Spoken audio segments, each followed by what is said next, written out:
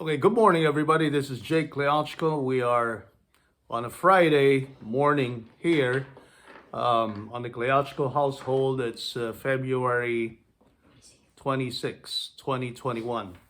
This is going to be the actual maiden broadcast of Values Factor. And just to review a little bit, if those of you who have not seen the first video that I put out announcing this initiative of the Values Factor, we are here to try to analyze and understand values behind the news. And very briefly, I'd like to help people realize that there are values in anything you think, say, and do. Right? There's no such thing as a value neutral, value indifferent activity or action. Now, we can apply this to anything we do, and most particularly, especially when it comes to the actions done by people who have influence on others, specifically our own public officials and people who create news, right? And create public policy. So I'm doing this in order to help my own children understand the values or the lack of values in current events and news that happen around us. Because I'd like to think that people have been treated very badly by media itself because of the lack of objectivity in the way that news has been presented to us these past several years, and the way that the interpretation of news and current events has been so slanted to the point where we don't anymore understand truth and we don't anymore recognize the values that are supposed to be enveloping all of these things that happen around us. So here I am trying to help my own children dissect the news and understand the values that are there for their own understanding and consumption, or the lack of those values, so that they know how to deal with these things as they're growing up. Okay? In other words, I'm helping them gain some criteria to understand values in news. And you're welcome to join us here, because I think a lot of people out there would benefit from trying to understand the values behind news. And for this very first broadcast and analysis of news, I want to tackle what Congress just passed last night. That is the Equality Act. I was hoping to have more time. I was hoping Congress wasn't going to do this last night, and hopefully I was going to gather more material over the weekend and maybe have a broadcast next week by Monday. But because they want to rush this, because they want to ram it down our throats, because Biden has made this a priority of his administration, recall that this is bill number 1 in the Biden administration. They really, really want to change our whole culture, our whole moral and ethical system in this country by inaugurating the whole congressional agenda of the United States of America with this bill number 1 under the Biden administration. And what is this? It's the Equality Act. First thing I'd like to say about the Equality Act is that there's nothing equitable about it.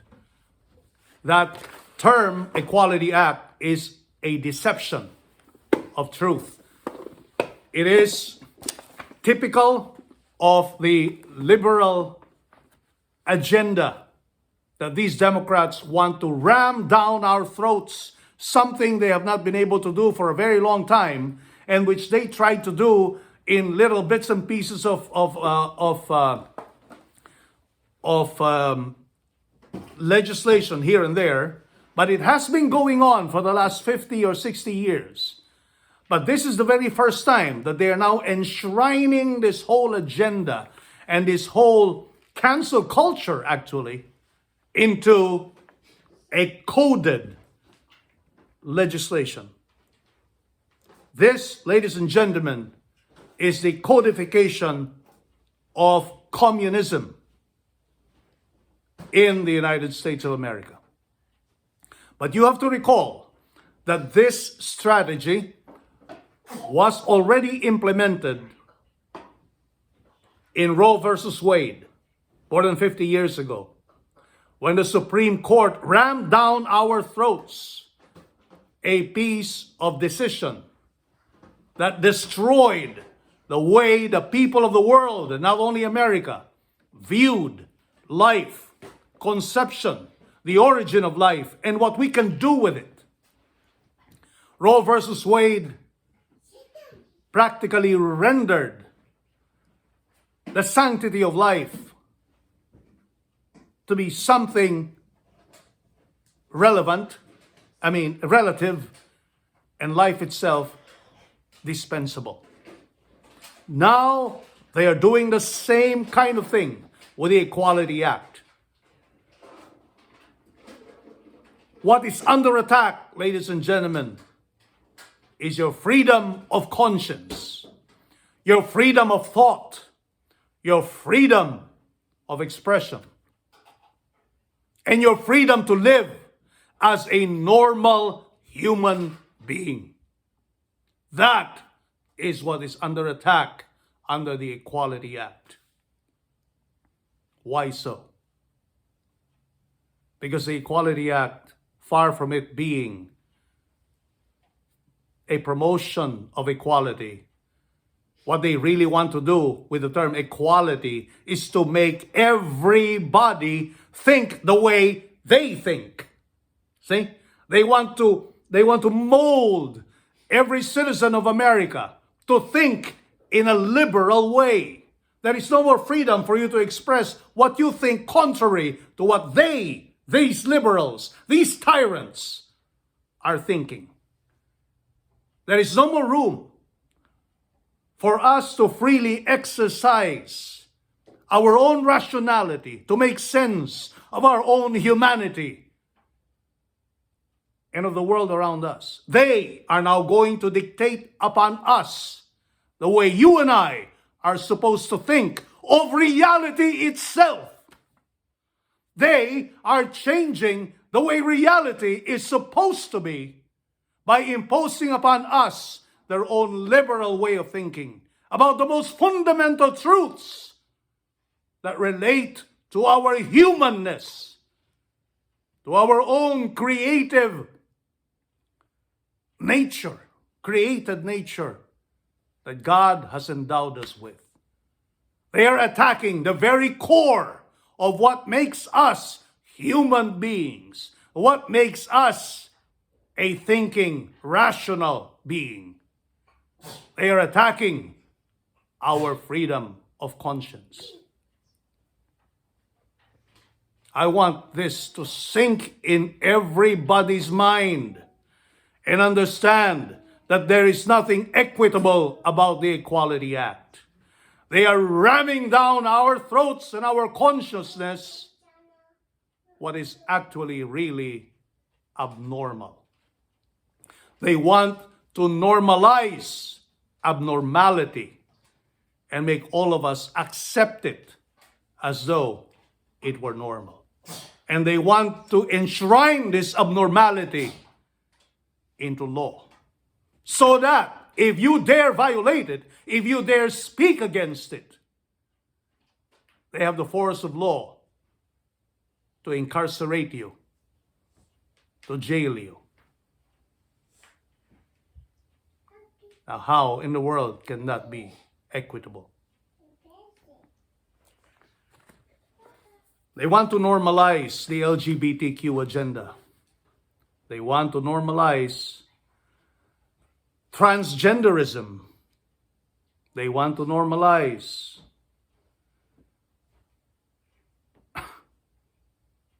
abnormality. I'm not saying this to... I'm not saying this because I I'm looking down or I'm discriminating against people who have these tendencies. No. I mean, in our own Christian um, uh, spirit, we have to love people who have some problems. These are people with problems. This is not normal. God created man and woman, two genders, right? But some people have a problem about that. What are we going to do about them? We have to help them. We don't normalize their abnormality by using a law to do it. Because now you're going to force all of us who are normal, who are abiding by our own normality and our own humanity, to be under the not only the influence, but the practically the dictate of what is abnormal. And that if we don't go and abide by that abnormality, we are the ones who are offensive.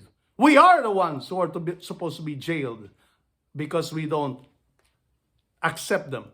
You know, acceptance, accommodation is not the same as going along with the abnormality. That is not the same. But this law wants us not only to accept these people with these problems, but rather change the whole culture, change everything that we are doing in order to normalize what is abnormal. What are the consequences? Things like, I'm just going to rattle off a few of my notes here. You know, nowadays transgenderism is going to be the law of the land. People are now going to be undergoing gender mutilation. Is going to be normal, you know. Even for kids as young as 6 years old, as long as they make a determination that, yeah, I want to be a boy, yeah, I want to be a girl, so, okay, no more need for parental consent. You know, the government is going to do it for you. Okay, we can change your gender. Can you please tell me, is that normal? Will a 6-year-old really know his identity? Crazy. Okay. Transgender. I mean, the whole idea of LGBTQ is going to be normalized. That having 624 genders, depending on what you choose, is now the normal thing to do. Okay? Because of this law. Institutions, primarily the Catholic Church, is going to be heavily affected by this, because now anybody who wants to apply as a woman priest, okay, you cannot now deny it. You're going to be jailed. The bishops are going to be jailed. Parishes are going to be jailed if you don't accept a woman who wants to become a priest. Okay? They're going to go. Okay? There's no such thing anymore as a conscientious objection.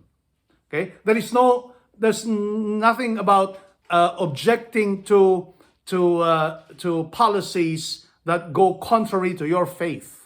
Okay? So, for example, those bakers, those photographers who didn't want to bake for an LGBTQ same-sex marriage or a wedding, or to photograph their wedding, they cannot do that anymore, because now it's going to be federal law, the law of the land, that you cannot anymore say, oh no, it's against my faith to do it. No, you cannot do that anymore. There's no such thing anymore with this kind of a law. Sports, you know, you girls, sorry, yeah, transgender boys or you know, anybody who wants to call himself a girl now can join girl sports. How fair could that be? We have already seen a lot of those examples, right? What else? It will practically obliterate women's sports. That's not going to happen. It's going to regulate free speech. Now you cannot even talk. This thing I'm doing now, if I did this after the Senate votes on this and Biden signs this, okay, I'm going to be penalized and maybe go to jail. So that's why I'm doing it right now. Okay. You cannot even talk this way. There's no such thing as going to be free media anymore. No more. That's going to go down the drain. Okay, you cannot talk against these people. You cannot anymore speak truth against the LGBTQ. You cannot anymore.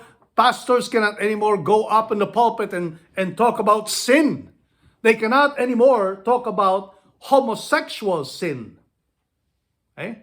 And by the way, speaking of sin, this law is also going to mandate that there's no such thing anymore as secrecy in confession. Okay? They can now demand that priests spill the beans of whatever a penitent says in confession if that particular penitent, for example, is a suspect for a crime, especially related to crimes of sexual abuse or something related to sexuality. Okay? But that's just the beginning of that. This law will now make every priest liable, okay, legally liable to spilling the beans when it comes to confessions. There's no such thing anymore as privacy. See? Because bathrooms now are going to be gender neutral. You will have men getting into women's bathrooms and women can do the same with men. Now, could you just imagine the dangers that all of that will do? Of course, we already saw that happening in the past years with the Obama administration. But the difference is that was voluntary on the part of institutions. Now, it's going to be enshrined into law. And therefore, you cannot object to it. You can't do anything about it. What else is there for us to be wary about? It will, as I said, regulate thought, belief, and speech. It will explicitly retract religious freedom.